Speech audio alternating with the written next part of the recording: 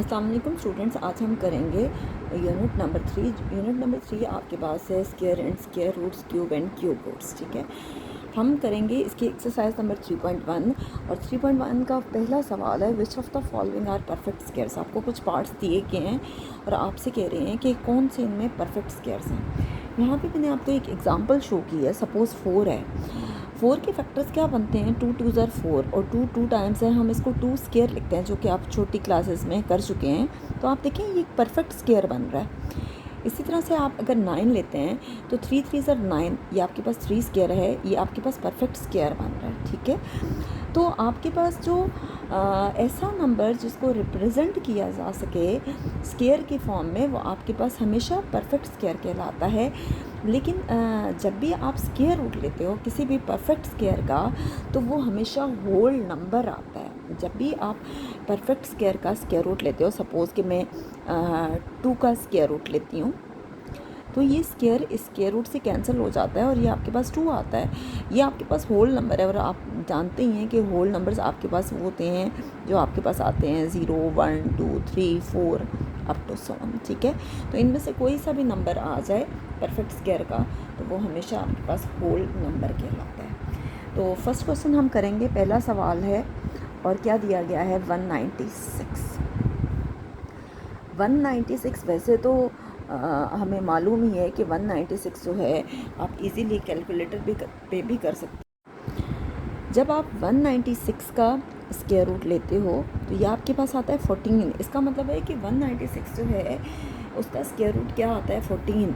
हम ये भी कह सकते हैं कि 14 multiply by 14 equal to 14 square. तो हम कह सकते हैं कि 196 इज़ अ परफेक्ट स्क्वायर। ये आपके पास एक परफेक्ट स्क्वायर आया है।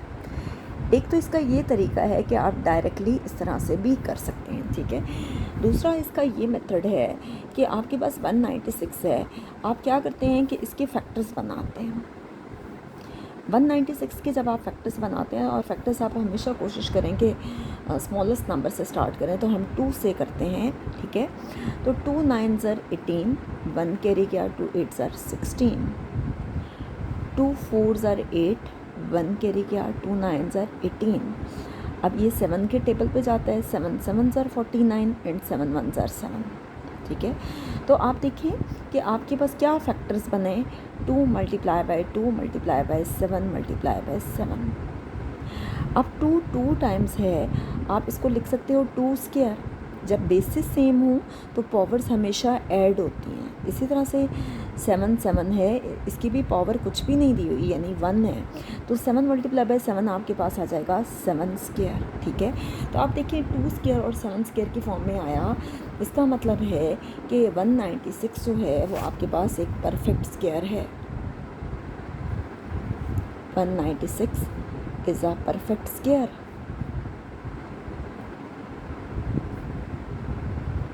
अब आप दोनों में से जो भी मेथड अप्लाई कर लें, दोनों ठीक है। ठीक है, नेक्स्ट है जी सेकंड पार्ट, और सेकंड पार्ट है आपके पास 1296।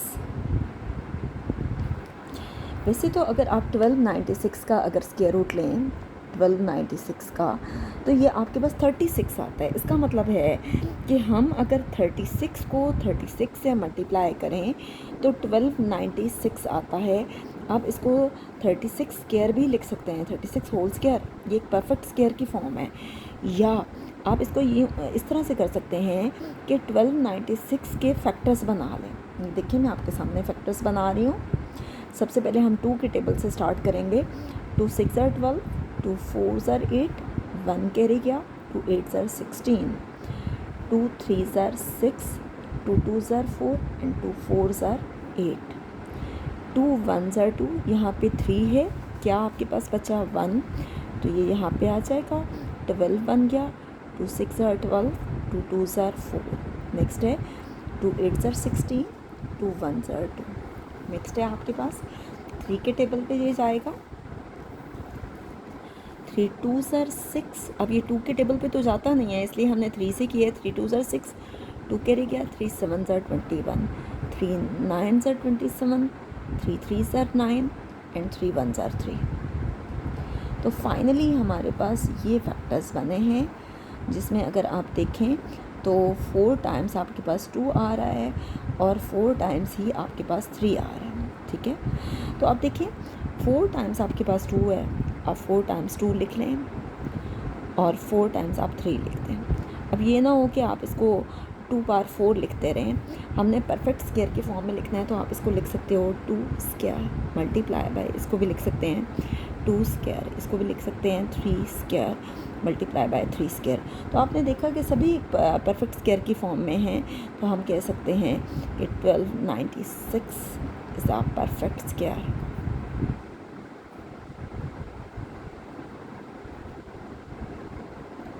नेक्स्ट हम करते हैं जी इसका थर्ड पार्ट। नेक्स्ट है आपके पास थर्ड पार्ट 325। 325 मेरे ख्याल से किसी का भी स्क्वायर रूट नहीं है, लेकिन हम फिर भी चेक कर लेते हैं कि स्क्वायर रूट ऑफ अगर हम 325 लेते हैं तो ये 18.02 आ रहा है, ठीक है।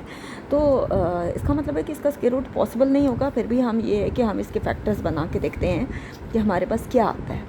325 को जब हम करते हैं तो देखने से ही पता चल रहा है कि 2 के टेबल पे तो ये नहीं जाएगा, ना ही ये 3 के टेबल पे जाता है, क्योंकि एंड पे 5 आ रहा है और वो 3 के टेबल पे नहीं जाएगा। ये डायरेक्टली जा रहा है जी 5 के टेबल पे। 5 6 आर 30, 2 कैरी गया, 5 5 आर 25, 5 1 आर 5, 1 रिमेनिंग है 15 बन गया, 5 3 आर 15, 13 1 आर 13, ठीक है। तो ये आपके पास आ गया 5 मल्टीप्लाई बाय 5 मल्टीप्लाई बाय 13। तो ये आपके पास आ गया 5 और 5 जो है इसको आप लिख सकते हो 5 स्क्वायर मल्टीप्लाई बाय 13। आप देखिए 5 पे तो परफेक्ट स्क्वायर है लेकिन 13 पे नहीं है, तो इसका मतलब है कि 325 is not a perfect square.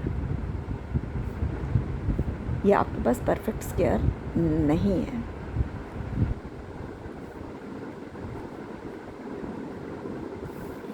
Next है आपके पास फोर्थ पार्ट, और फोर्थ है जी 6561,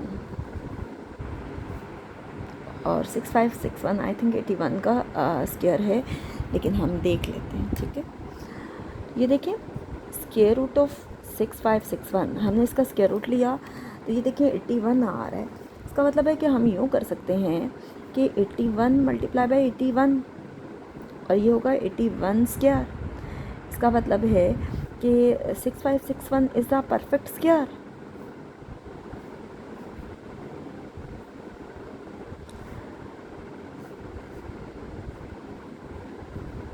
हम 6561 के फैक्टर्स भी बना लेते हैं, और आप इसको कैसे कर सकते हो, 6561 के फैक्टर्स बनाते हैं। देखें 2 के टेबल पे तो नहीं जा रहा, 3 पे दिखते हैं, 3 2 आर 6, 3 1 आर 3, 2 कैरी गया, 3 8 आर 24, 2 कैरी गया, 3 7 आर 21। फिर 3 के टेबल पे करते हैं, 3 7 आर 21, 3 2 आर 6, 2 कैरी गया, 3 9 आर 27। फिर करेंगे 3 पे, 3 2 आर 6, 1 कैरी गया, 3 4 आर 12, 3 3 आर 9, अगेन 3 पे हो रहा है, 3 8 आर 24, 3 1 आर 3, फिर अगेन 3 पे हो रहा है, 3 2 आर 6, यहाँ से 2 रिमेनिंग है 21, 3 7 आर 21, फिर 3 पे जा रहा है, 3 9 आर 27, फिर 3 पे, 3 3 आर 9, फिर 3 1 आर 3। तो ये आपके पास इसके फैक्टर्स बन गए हैं।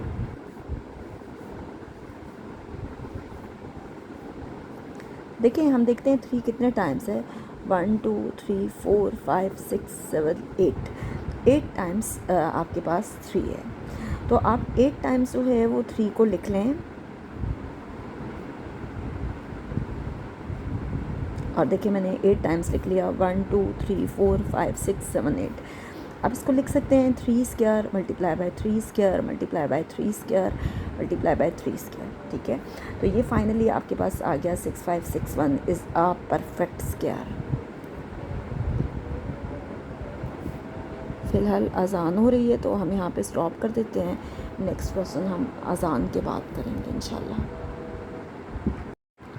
नेक्स्ट है आपके पास 4097। 4097 मेरे ख्याल से तो किसी का भी स्क्वायर रूट नहीं है, हम फिर भी देख लेते हैं। ये देखें 64.00 आ रहा है। अब हम क्या करते हैं, इसके फैक्टर्स बनाते हैं। ये डायरेक्टली 17 से हो रहा है, 17 2 आर 34, ठीक है। तो यहाँ पे क्या आ गया 69 बन गया। 17 को 4 से करें तो 68 बचता है, 1 आ गया, 17 1s are 17। आप बेशक कैलकुलेटर से चेक कर लें कि 241 को 17 से अगर हम मल्टीप्लाई करें तो यही आता है 4097। अब नेक्स्ट है 241 से ही हो रहा है।